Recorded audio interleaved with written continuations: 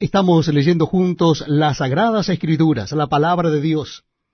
Y lo estamos haciendo en el Nuevo Testamento de la Biblia, en el capítulo 7 de la carta del apóstol San Pablo a los Romanos.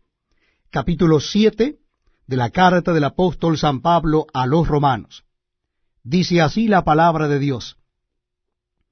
¿Acaso ignoráis, hermanos, pues hablo con los que conocen la ley, que la ley se enseñorea del hombre entre tanto que éste vive?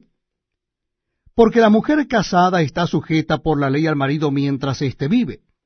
Pero si el marido muere, ella queda libre de la ley del marido. Así que, si en vida del marido se uniere a otro varón, será llamada adúltera. Pero si su marido muriere, es libre de esa ley, de tal manera que si se uniere a otro marido, no será adúltera.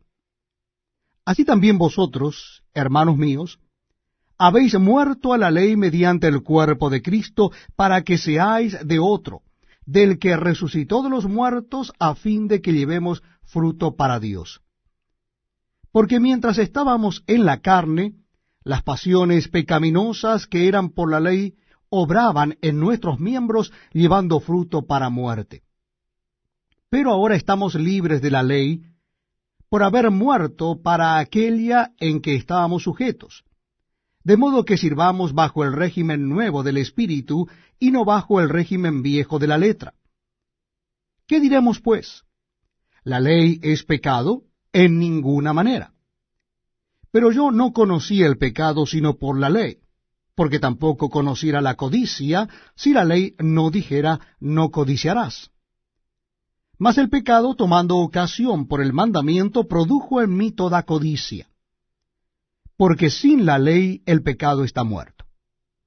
Y yo sin la ley vivía en un tiempo, pero venido el mandamiento, el pecado revivió y yo morí. Y hallé que el mismo mandamiento que era para vida, a mí me resultó para muerte, porque el pecado, tomando ocasión por el mandamiento, me engañó y por él me mató. De manera que la ley a la verdad es santa, y el mandamiento santo, justo y bueno. Luego, lo que es bueno vino a ser muerte para mí, en ninguna manera, sino que el pecado, para mostrarse pecado, produjo en mí la muerte por medio de lo que es bueno, a fin de que por el mandamiento el pecado llegase a ser sobremanera pecaminoso. Porque sabemos que la ley es espiritual, mas yo soy carnal, vendido al pecado. Porque lo que hago no lo entiendo, pues no hago lo que quiero, sino lo que aborrezco, eso hago. Y si lo que no quiero esto hago, apruebo que la ley es buena. De manera que ya no soy yo quien hace aquello, sino el pecado que mora en mí.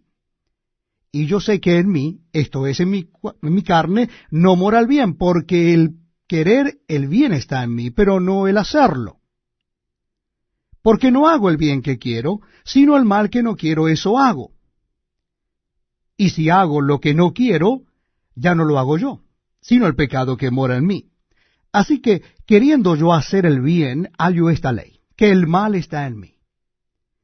Porque según el hombre interior me deleito en la ley de Dios, pero veo otra ley en mis miembros que se rebela contra la ley de mi mente y que me lleva cautivo a la ley del pecado que está en mis miembros. Miserable de mí, ¿quién me librará de este cuerpo de muerte? Gracias doy a Dios por Jesucristo Señor nuestro.